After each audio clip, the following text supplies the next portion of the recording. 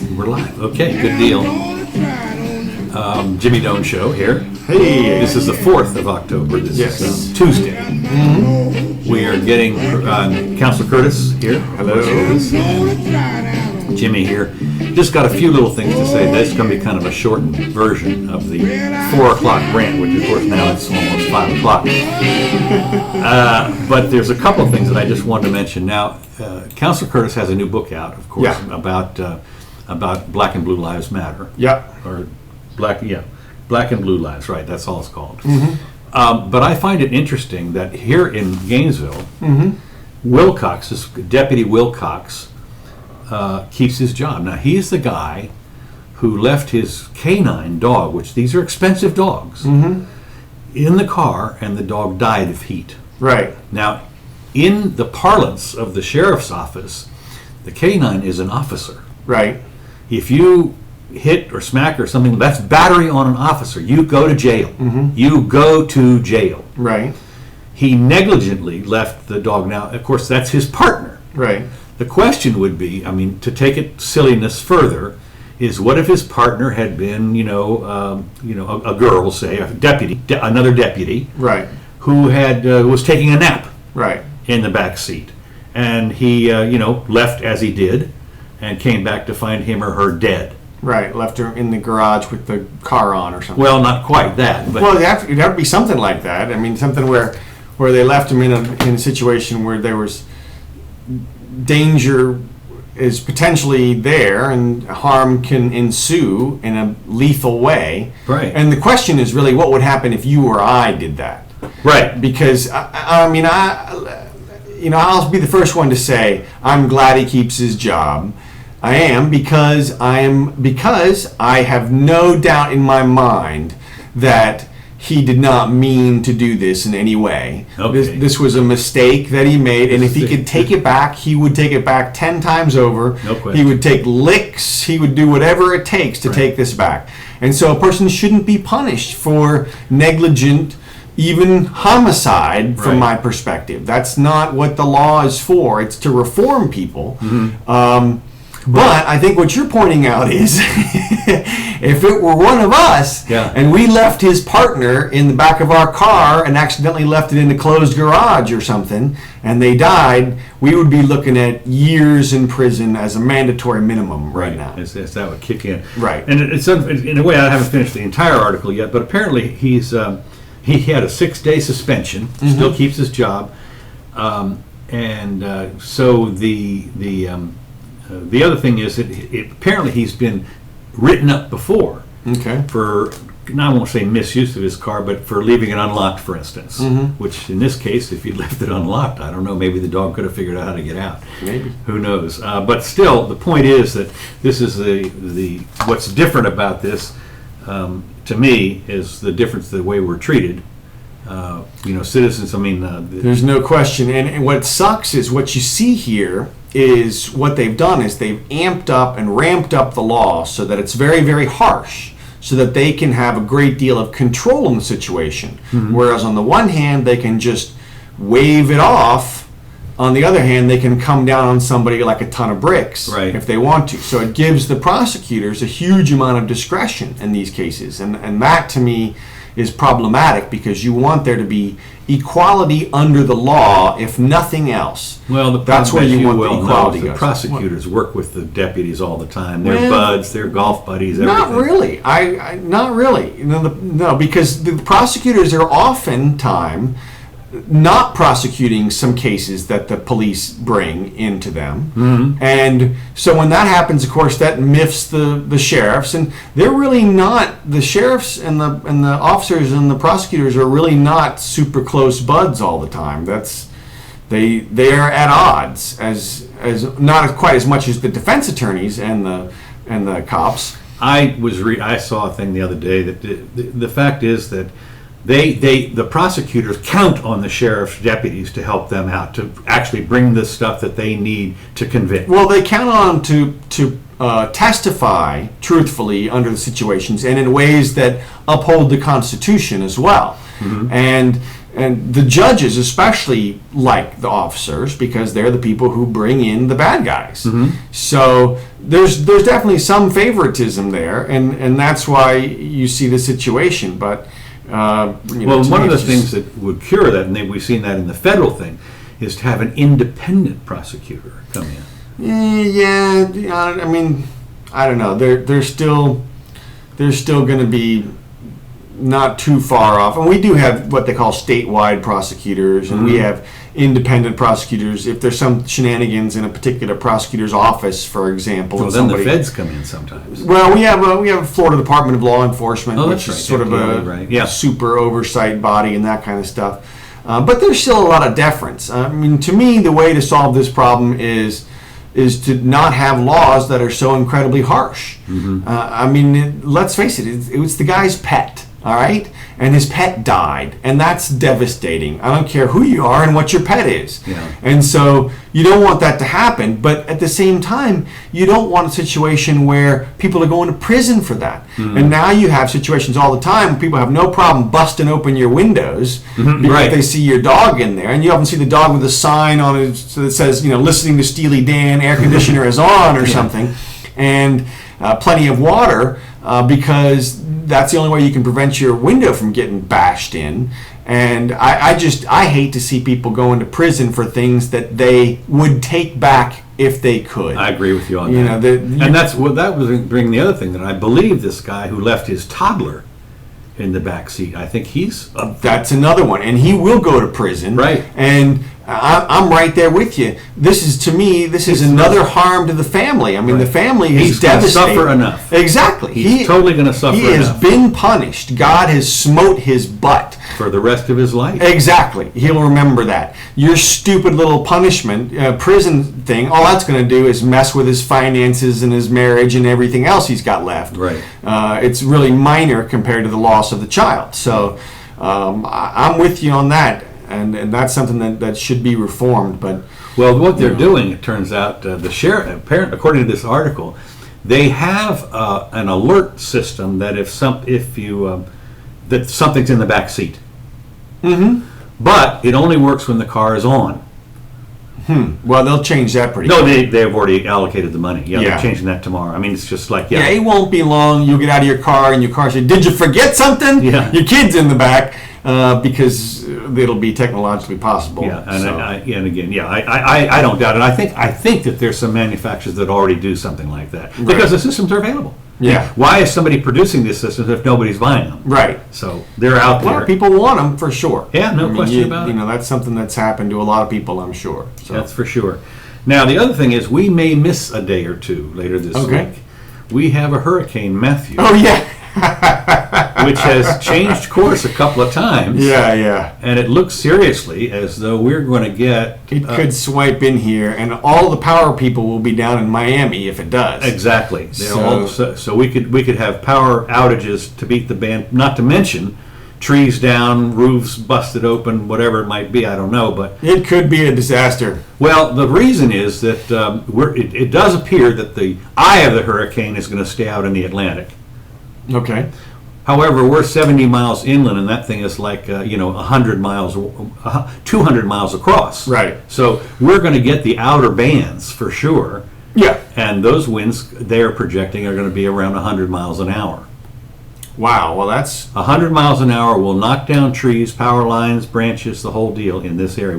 It's been, this little taste we had, a couple of weeks ago, where the power here was out for almost 24 hours at this location. But it reminds you of the 2004, 12 years ago. A lot of people have forgotten what it was like when, the place we had... Francis. One of the... Gene. Yeah, 2 or 3. The problem is on the outer bands, that's where you get your tornadoes. Right. I was just about to say, the sustained winds usually aren't much more than 50 or something on the outer bands, but each hurricane spawns hundreds of tornadoes. Right. And the area around here is kind of prone to it, maybe because of the up and down little hills we've got. I don't know. Well, they call I-4 Hurricane Tornado Alley. Right. But that's 100 miles south here. But still, we could get them. We had some little mini twisters 12 years ago. You could see where the trees had literally been twisted. Oh yeah, off the thing. So it's not, and that's where that occurs, is in those outer bands. And of course, what happens is that it'll be pouring down rain one minute. It will be like you're in the eye all of a sudden, and then the next band will come through. And so you know, for several hours you go out. Yeah, I don't know where you're going to go, because anyway, it may turn out that we are a little short on what you call it, if the interweb goes out, or the power, of course, then our router goes out. Yeah, the AC. Now I got one last thing. Okay, should we transition here? Yeah, we can transition Just for fun.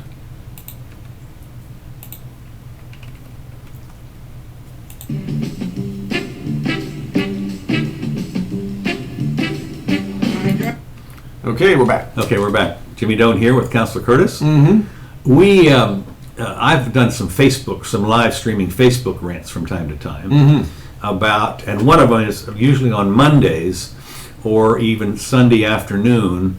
So the Sunday paper includes a list of the week's meetings, public meetings. Right. Yeah, I've heard you do this. And of course, they are, Crucial. Critical. Critical. The Life. cultural arts committees meeting, and so and there's 25 of them, roughly, about 25 in the county, and another 25. There's some overlap in the city. These are the special interest groups. These are the people that they're not there for their own. They want to affect the laws in their particular, median strip For the good. for the good of the community, and it's always called the quality of life. Now, one of the little problems I have is, how do you measure that? Because stick. Quality of life. I mean, these people just throw this out. You can't measure that. I'm telling you, you just can't measure it. I'm always in fights with Mrs. Jimmy about it. From my perspective, a lawn is like a ugly thing. I would have trees everywhere and bushes and stuff. Well, that's of course, and then you wouldn't want that around this Friday, because there'd be branches coming down all over the place. Right. So that's a double-edged sword, shall we say? Yeah. Well, you could do xeriscaping they call it, which is you have vines and stuff like that instead of grass. Right. But at any rate, what we do have here today that I did not know about this particular group. Did you know that here in town we have a Department of Doing? I'm serious. Gainesville's new Department of Doing director has a big to-do list. If you will. She's always doing something. Please hold your applause. Do jokes are surely the funniest. Jokes aside, Wendy Thomas does have a big to-do list. She wants to turn Gainesville into a stellar, standout city by improving how the city interacts with the community. Now, what's interesting is the city doesn't interact with the community as much as it interacts with individuals. And that's the trouble, right, in a nutshell. When you broadly say interacting with the community, it's always one-on-one. It's a single person going down there to try and get something done. And they either get stiffed, or they get regulated out of existence, or they don't, or they give up, or they get the permit, or whatever it is. But the barriers to entry in this town have become monumental. It's really too bad. They're monstrous. But anyway, my goal, Thomas said, is just to take a really constructive, critical look at what we're doing and how we can make it better. What does that mean? So at the end here, she says she's going to do it. She's going to get it done. They in Montana, where she came from, she said up there she was some kind of a. We do stuff all the time. Master's degrees from the University of Virginia. We're just really super excited to have the opportunity as a director of community development in Montana.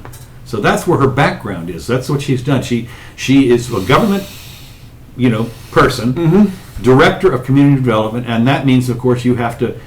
You please everybody. You can't. You don't please. You please 5% of the people. The voices or whatever it is. Anyway. She kept an eye on local government's job advertisements to see what types of employees her competition was hiring.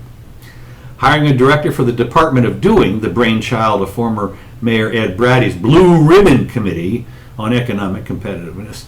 The Blue Ribbon Committee came up with the new thing called the Department of Doing. I mean, I sit there and I think, why, if these people didn't do stuff, and then how's it going to get done? Blue Ribbon Committee comes up with this. I mean, this is beyond belief. Can you, the Blue Ribbon Committee, and they come up with the Department of Doing? Yeah. Well, everything else was already done. Well, anyway, she just saw the title of it and thought, that's the coolest thing I ever read. Sometimes the fates work in your favor. And she saw an advertisement, I guess maybe in Montana. Need a doer. Need a doer. Must be a doer. So she has a department. Now, no slackers in this committee. Well, not only that. Wait a minute. Wait. There's more. There's more. The city hired Ellen Chen as its Department of Measuring director. She will assess performance indicators and benchmarks. I mean, I'm looking around. The Department of Measuring. Well, it sounds like the Bureau of Standards, but I mean, it's not. Somebody's got to measure whether or not people are doing. I guess you need two departments instead of just one. That's right. Well, she's going to help them do it. The first girl, and then the second girl is going to say whether or not it was done. I guess, yeah, measuring. And of course, this is what they do. The Gainesville Sun almost every year puts out a full page checklist for the quality of life in Gainesville, and they ask like 20 or 30 questions. Mm-hmm. And how do you feel, blah blah blah. And of course, I'm looking through this list of stuff, and I'm thinking, this tells you nothing. It tells you what that person feels at that instant. But if this kid is just, if they've just walked out of jail, or they, something bad's happened, I mean, their answers are going to reflect that kind of stuff. So this is not, you can't measure the quality of life. They think they can. On a scale of 1 to 10. Right, exactly. I mean, I don't know, is that a 6 or 6.5? Does that round up to 7? Mm-hmm. I mean, but anyways, she wants the city to be known not for its regulation, but for its customer service. Well, you could do some customer service by getting rid of the regulations. I mean, serious. That'd be the first thing you would do. Mm-hmm. And the way to get the city not known for its regulations is to not have any. Mm-hmm. Basically, we are regulated to death in this. Oh, I got it. We need an undoer committee. There you go. Well, they do have, in some places, they have what they call the ombudsman. Right. That's from Swedish talk, and this is the person who's supposed to be able to cut through the red tape. Right. Well, why is the red tape there in the first place? Yeah. Why is it so complicated that you have to have another office right to show you the labyrinth? They don't see the irony in this. So the city has three primary customers, she said. A person who approaches the city hoping to develop, the people who already live in the community, and the people who will live in the community generations from now. This is more of this government we can see into the future. Right. Well, I'm going to pass this next statute because not for you or for anybody who's on their way here right now. No. But for people a couple generations from now. Right. This will be the regulation. That's what I always hear people say, they're going to preserve land, for example. Mm-hmm. For whom? What about us? Yeah. You're going to preserve it for somebody. When are you going to unpreserve it? Well, the other thing is, all the land that's been preserved, I'm reminded this of Keynes when he said, in the long run, we're all dead. Mm-hmm. We're in the long run now. Right. And so he was talking about the economy and everything like that. Don't worry, he says, because in the long run, we're all dead. Okay, but I'm living now in the long run. And his policies are killing me. There was so all the land that's been preserved hitherto, mm-hmm. apparently is, we're here now. It's mm-hmm. been preserved from my generation, from maybe 2 back, who knows what. Mm-hmm. And now they want to do more, which of course comes off the tax rolls. Mm-hmm. And the question is, how much is enough? And of course, with government, the rule is it's never enough. Well, yeah. Well, just because it sounds so good, we're going to preserve it. Well, as if they did not preserve it, it would be destroyed. As if nobody in the private sector could manifest the state of mind that they have in their controlling it and preserving it. Nobody in the private sector could do that. No. Even though that guy is in the private sector, really. I mean, he exists out there. Whoever it was that made the decision to do the preservation could just as easily have been a purchaser of the property, right. and with the intent of preserving it. Right. And then, to me, This is we're Well, they always talk about, they bring up sprawl right off the bat. They said, well, there's just some greedy developer that's going to put a whole bunch of houses out there. Yeah, well, he wouldn't provide some jobs. And from jobs and the housing and so forth, but that's no good. He's going to make too much money. Right. So, but anyway, they said to make more Gainesville competitive economically, Thomas hopes to improve affordable housing and the city's market for young professionals. Well, I'm sitting there. What about the people that are here now? Number one, I'm an old professional, and and you're going to tax me. And speaking of the land, of course, they're talking about it's on the ballot this November 8th here in town. We have two taxes that they want to raise. One is $500,000 to preserve some more land here, and it's called Save the Land or something like that. So I forget what they have, a really nice name for it that sounds so good. And then they have $1 million for teachers or for schools, for the kids, for the children, right? And of course they've had off and on special taxes for education. I've been here 50 years and we've seen it all the time. Why wouldn't you? Well, except the fact that the track record for the last 50 years sucks. Well, obviously they didn't spend enough. So they want to do it. So anyway, the taxes are horrendous around here. It'll be up around, if that all passes, it'll be up around, I think, 7.5% or 8% in the taxes. So, yep, a lot of stuff going around about the taxes right now. The thing is that there are a lot of people here that have finally just not given up, but they said, look, we've done this before. We've seen what you've promised before, and nothing has changed. What you need to do is to realign your priorities to do something that we can't do in the private sector. Namely, first of all, the infrastructure. Because you own the infrastructure. Basically, they own the roads and the pipes and stuff like that. Keep them fixed up. Your job is to make sure that those are fixed first. Then you can play around with whatever's left over, I guess. But they don't do that. They don't, not even remotely. So anyway, before she starts, she wants to listen and learn from citizens. Now, what kind of citizens do you think are going to show up there? These are the ones that want something. They're going to be talking to her about their special interest. And she's going to hear from special interest people, not just Joe Dokes who's going to walk in there and say, would you please just not do anything? And would you inform everybody else not to do anything? You've done too much already. I think it's great, man, the committee on doing. You have to just be, I don't understand how they can't see the irony of something like that. The committee on doing, and then we have another committee on measuring how well you're doing the doing. That's right. Anyway, that's all I have to say about that. I just had to bring that up. Thank you for watching Jimmy Doane Show here, and you can catch us on, I post on Facebook and on Twitter. Yeah. So share with your friends, if you would, please. Try and make this wasn't too long, I hope. No, yeah. We ended on time anyway. Yeah. Okay.